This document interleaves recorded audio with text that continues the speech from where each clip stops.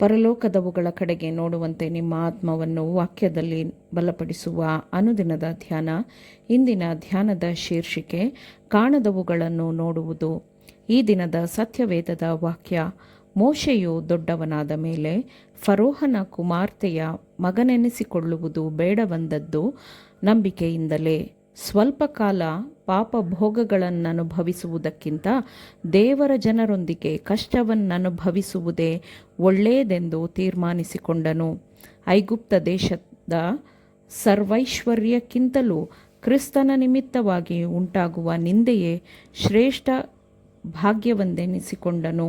ಯಾಕೆಂದರೆ ಬರುವ ಪ್ರತಿಫಲದ ಮೇಲೆ ಕಣ್ಣಿಟ್ಟಿದ್ದನು. ಇಬ್ರಿಯ 11ನೇ ಅಧ್ಯಾಯ 24ನೇ ವಚನದಿಂದ 26ನೇ ವಚನದವರೆಗೆ. ಮೋಶೆಯ ಜೀವನದ ಬಗ್ಗೆ ಆಲೋಚನೆ ಮಾಡಿರಿ. ಅವನ ಜೀವನದಲ್ಲಿ ಎಂತಹ ಸಹಿಷ್ಣುತೆ ಮತ್ತು ತಾಳ್ಮೆಯ ಗುಣಸ್ವಭಾವವು ವಿಶಿಷ್ಟವಾಗಿತ್ತಲ್ಲವೇ. ಅವನು ಅದೃಶ್ಯನಾಗಿರುವಾತನನ್ನು ದೃಷ್ಟಿಸುವವನೋ ಎಂಬಂತೆ ದೃಢಚಿತ್ತನಾಗಿದ್ದನು ಎಂದು ಪೌಲನು ಇಬ್ರಿಯರಿಗೆ ಬರೆದ ಪತ್ರದಲ್ಲಿ ಹೇಳಿದ್ದಾನೆ. ಮೋಶೆಯ ಗುಣಸ್ವಭಾವವು ಕೇವಲ ದುಷ್ಟತನವನ್ನು ದೃಢವಾಗಿ ಪ್ರತಿರೋಧಿಸುವುದನ್ನು ಮಾತ್ರ ಅರ್ಥೈಸುವುದಿಲ್ಲ, ಆದರೆ ಪರಿಶ್ರಮದ ಹಾದಿಯಲ್ಲಿನ ದೃಢವಾದ ಸ್ಥಿರತೆಯನ್ನು ಅರ್ಥೈಸುತ್ತದೆ.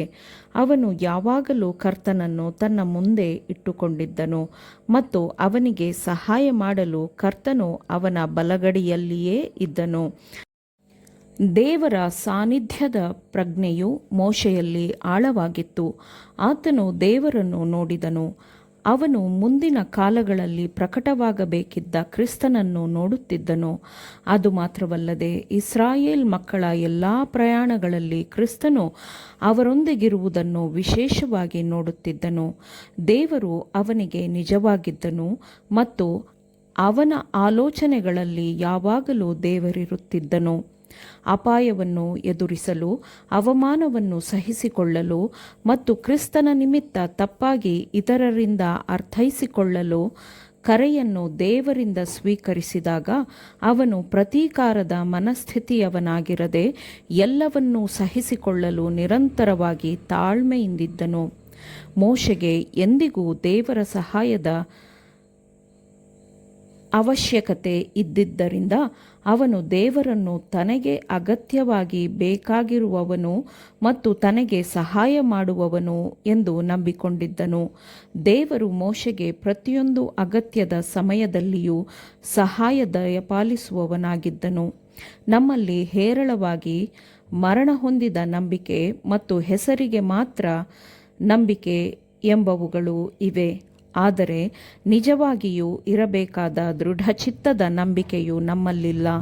ತನ್ನನ್ನು ಶ್ರದ್ಧೆಯಿಂದ ಹುಡುಕುವವರಿಗೆ ಪ್ರತಿಫಲ ನೀಡುವ ದೇವರು ಮೋಶೆಯ ವೈಯಕ್ತಿಕ ದೇವರಾಗಿದ್ದನು. ಪ್ರತಿಫಲದ ಉಡುಗೊರೆಯ ಬಗ್ಗೆ ಮೋಶೆಗೆ ಗೌರವವಿತ್ತು. ನಾವು ಅಧ್ಯಯನ ಮಾಡಲು ಬಯಸುವ ನಂಬಿಕೆಯ ಮತ್ತೊಂದು ಅಂಶವೂ ಇಲ್ಲಿದೆ. ಏನೆಂದರೆ, ನಂಬಿಕೆಯನ್ನು ಜೀವನ ಮತ್ತು ಅನುಭವಕ್ಕೆ ತಂದರೆ ದೇವರಿಗೆ ಭಯಪಡುವ ಮತ್ತು ಪ್ರೀತಿಸುವ ಪ್ರತಿಯೊಬ್ಬರೂ ಶೋಧನೆ ಪರೀಕ್ಷೆಗಳನ್ನು ಸಹಿಸಿಕೊಳ್ಳಲು ಅದು ಅನುವು ಮಾಡಿಕೊಡುತ್ತದೆ ಎಂಬುದೇ ಆಗಿದೆ. ನಂಬಿಕೆ ಮತ್ತು ವಿಧೇಯತೆಯನ್ನು ಪಾಲಿಸುವ ಮನುಷ್ಯನಿಗೆ ದೇವರು ಪ್ರತಿಫಲವನ್ನು ನೀಡುತ್ತಾನೆ. ಮೋಶೆಯು ದೇವರಲ್ಲಿ ಪೂರ್ಣವಾದ ವಿಶ್ವಾಸ ಹೊಂದಿದ್ದನು, ಏಕೆಂದರೆ ಅವನಲ್ಲಿ ಪೂರ್ಣವಾದ ನಂಬಿಕೆ ಇತ್ತು. ಅವನಿಗೆ ದೇವರ ಸಹಾಯದ ಅಗತ್ಯವಿತ್ತು ಮತ್ತು ಅವನು ಅದಕ್ಕಾಗಿ ನಂಬಿಕೆಯಿಂದ ಪ್ರಾರ್ಥಿಸುತ್ತಿದ್ದನು. ದೇವರು ತನಗೆ ಕಾಳಜಿಯನ್ನು ಹೊಂದಿದ್ದಾನೆ ಎಂಬ ದೃಢತೆಯು ಅವನ ಜೀವನದಲ್ಲಿ ಬೆಸೆದುಕೊಂಡಿತ್ತು. ದೇವರು ತನ್ನ ಜೀವನವನ್ನು ವಿಶೇಷವಾಗಿ ಆಳುತ್ತಾನೆ ಎಂದು ಮೋಶೆಯು ನಂಬಿದ್ದನು. ದೇವರು ತನಗಾಗಿ ವಿಶೇಷವಾದ ಕೆಲಸವನ್ನು ನಿಯೋಜಿಸಿದ್ದಾನೆಂದು ಮೋಶೆಗೆ ತಿಳಿದಿತ್ತು ಮತ್ತು ತನಗೆ ಸಾಧ್ಯವಾದಷ್ಟೂ ಮಟ್ಟಿಗೆ ಆ ಕೆಲಸವನ್ನು ಯಶಸ್ವಿಗೊಳಿಸಲು ಮೋಶೆಯು ಶ್ರಮಿಸುತ್ತಿದ್ದನು. ಆದರೆ ದೇವರ ಸಹಾಯವಿಲ್ಲದೆ ಈ ಕೆಲಸ ಮಾಡುವುದು ಸಾಧ್ಯವಿಲ್ಲ ಎಂಬುದೂ ಮೋಶೆಗೆ ತಿಳಿದಿತ್ತು. ಯಾಕೆಂದರೆ ಅವನು ವಿಚಿತ್ರವಾದ ಜನರ ಜೊತೆ ವ್ಯವಹರಿಸಬೇಕಿತ್ತು. ಮನುಷ್ಯನನ್ನು ಇರಿಸಬಹುದಾದ ಅತ್ಯಂತ ಕಠಿಣವಾದ ಸ್ಥಾನಮಾನದಲ್ಲಿಯೂ ಆ ಮನುಷ್ಯನನ್ನು ಮುನ್ನಡೆಸುವ ಪ್ರಬಲವಾದ ಬಲವು ದೇವರ ಪ್ರಸನ್ನತೆಯಲ್ಲಿ ಇದೆ ಎಂಬುದನ್ನು ಮೋಶೆಯು ತಿಳಿದುಕೊಂಡಿದ್ದನು.